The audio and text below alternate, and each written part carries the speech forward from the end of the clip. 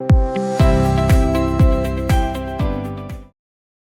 today we will dive deeply into the reason why for the past 4 decades, Malaysia property in general and particular for housing, the price has been increased actually by threefold.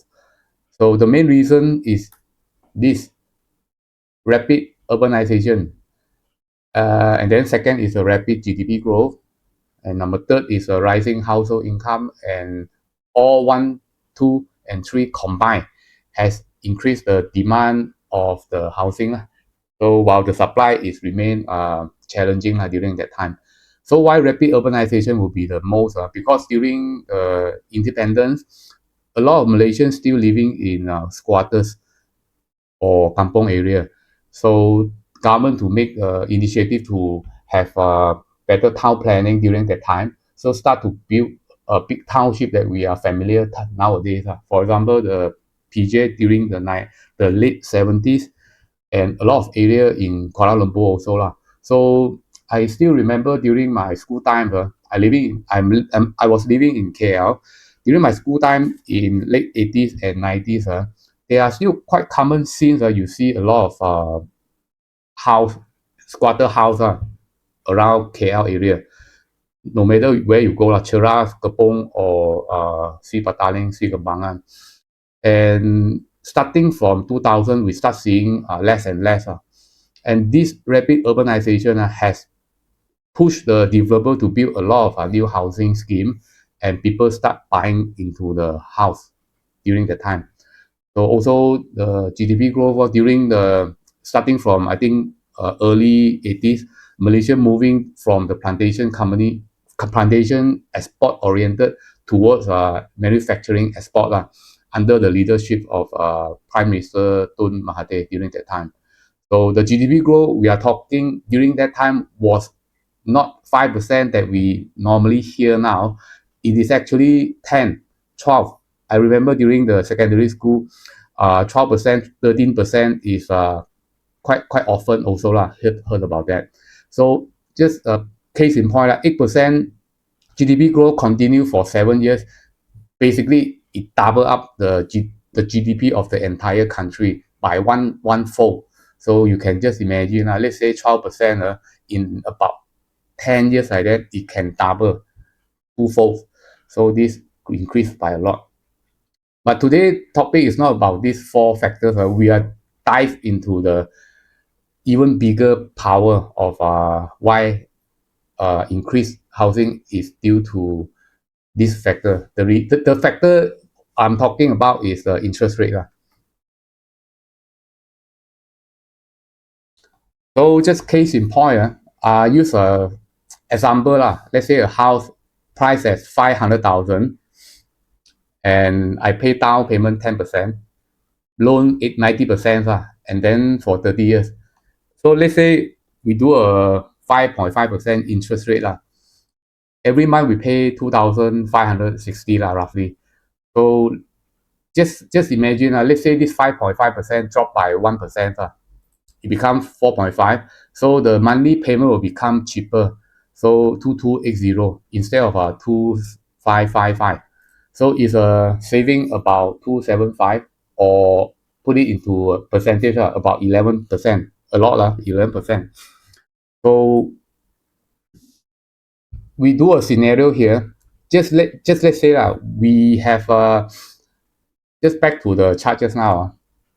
If let's say interest rate drop to 1%, to 4.5%, just imagine we still paying the monthly installment 2,555. So why is the housing price that now with this 4.5% can afford us to buy under the 1% drop?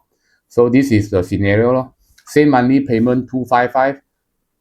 Of course, it's cheaper It loan become cheaper already, so higher price that now I can afford. So by drop 1%, the house now I can buy is not 500, so it's become 560K. So purchasing power up by 12%, and this is quite immediate one. Compared to the reason that I given just now, for example, the GDP, urbanization growth, even the population growth, it come quite gradually. It won't it hardly can be seen like 1 year, 2 years. It will be gradually happening one. And for interest rate is like immediate. Once the let's say the Bank Negara today's in Bank Negara when they announce the OPR rate dropped by 25 basis point, and virtually the next month bill you will see that your payment become lower already. So imagine let's say we drop another negative 1.5%. So the purchasing house can afford roughly about 600,000 property already lah. So this is almost like 19% increase of the purchasing power. So 2% is becoming I instead of 2% higher interest rate where I can buy 500,000, now I can afford 632,000 house already. So it's an increase of quarters of the overall purchasing power. So okay, this just to show you when is the interest rate, the major three interest rate drop period during the past 4 decades. Actually, there are more, but we just focus on the recent 30 plus years. So of course, the number one is the 1997 Asian financial crisis. Those who born 70, 90 or before, you will know this very well. Is average. This is not a absolute number because during the whole event, the decrease of the interest rate happened quite gradually over 1 year and 1.5. So this is about the average, negative 1.2%. So the second substantial event is the US subprime crisis. It's a crisis, the debt crisis in US housing market that has domino effect starting from the debt crisis, then push toward the banking crisis already. So that is about negative 1.1%. The interest rate show here is Malaysia interest rate. And the recent one of the COVID-19 for 1.5 year, I think roughly. So because it's lockdown, business is all cannot work very well. So the government, like others in the whole world, going for low interest rates to first to reduce the burden of whoever borrow money, and also to stimulate the already locked down economy. So that is about negative 1.42. Okay, put it into a line chart for the interest rate over the 4 decades. So okay, as you can see here from 1980s 7.75. This is an annual average. It gradually drop to 2020 5.83%. So it's over 40 years it dropped by close to 2%. And I think I need to mention one thing. The rate I'm using here is base lending rate. The reason I use the base lending rate is because the base lending rate is the only interest rate that I can find that had historical data for 40 plus years. And for your information, the OPR rate, which has been introduced, I think about 15 plus years ago, is only have 15 years data. And prior to OPR, the Bank Negara using the 3 months intervention rate all this while. So, and then also the recent past 10 years, 2015, Bank Negara introduced a base rate replacing the BLR that I'm using now. But even though base rate is still using now, is actually BLR also used at the same time because it has been used for so many years. It's quite a good yardstick to see long trajectory over the 40 or 50 years. That's the reason I'm using the base lending rate. And also want to mention one thing here. This is BLR. We look at here, BLR 7.75 40 years ago. And then roughly at this point, middle, after 2000, I think 2005 around, BLR used to be BLR. The bank Negara actually give an indicative rate that bank can use as their margin when they're giving the bank loan. So BLR will be BLR plus the bank or financial institution margin. So BLR plus certain amount, for example, BLR plus 0.5%. So we are talking about, let's say here, 7.16. So it will be BLR plus probably 0.25%. So it become roughly about 7.35%. And roughly after 2004 like that, the market start to become so competitive. A bank actually not plus any interest rate on top of BLR. They actually minus it. So BLR minus 0.25 and up to minus 1.2 or 1.3 also happened during the late 2010 like that. So and 2015 base rate coming in. So base rate is a bit lower. So what is the base rate is the minimum the bank should charge to the bank loan plus their margin. So base rate margin. But anyway, this is just for some side information. The reason UPBR is simple because 40 years we can see. And also the bank Negara interest rate in the money market it still follow in tandem of the money market. So if the credit is shortage, BLR will reflect straight away already. So it's still very solid indicative to use.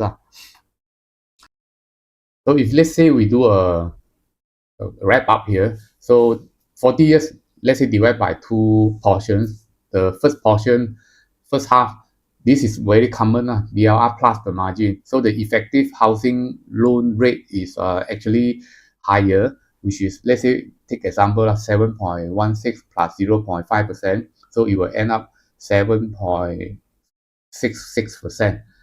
So, and then about the second part of the 40 years, more commonly known as a BLR minus certain margin. Let's say take example here, BLR minus 0.5%. So use this as an example, 5.83 minus 0.5. So it will be lower, about 5.3% around. So basically what it reflects is throughout the 40 years, the interest rate is gradually going lower and lower, which is on the past 15 years, more or less. The housing loan is around 5 or sometimes below 5%. So the key takeaway is, I mentioned already, every interest rate cut, it will increase the purchasing power.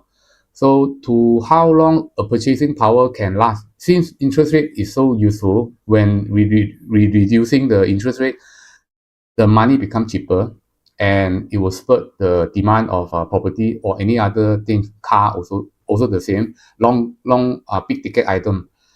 But by how long? So that's a question actually not too difficult to answer, is the total household debt.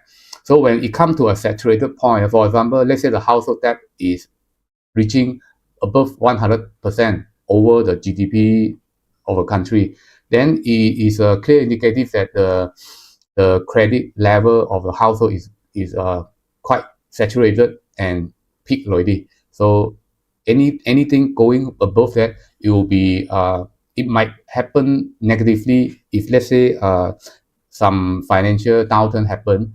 So that's an indicative. So household level versus the GDP. And of course, if let's say the economy is growing very rapidly, let's say Malaysia or AI, chip manufacturing, I would say company coming from to Malaysia, and then we export the semiconductor, then our economy grow above 6%, and the economy grow bigger, and then the existing debt, let's say it stay constant, so the debt to GDP it will become lower. Then the room to increase the credit available again. So that's roughly the theory behind. Okay, show you a chart. So this is a chart for make it bigger. So this is a chart over the years in Malaysia for, I think, for 40 plus years. So the solid blue line is a housing index, whereby the red dot line is the interest rate. This interest rate, same BLR. Only BLR got so long history to track. So BLR up during the crisis. The housing price drop, I can see already. So it when it normalize, the market can only sustain short period for high interest rate. So once the market stabilized during the crisis, so the housing price start increase, you can see. And right after here, we see the period whereby low interest rate period up until today lah, is start happening. The interest rate drop, sometimes drop, where in tandem, the housing index here is increased.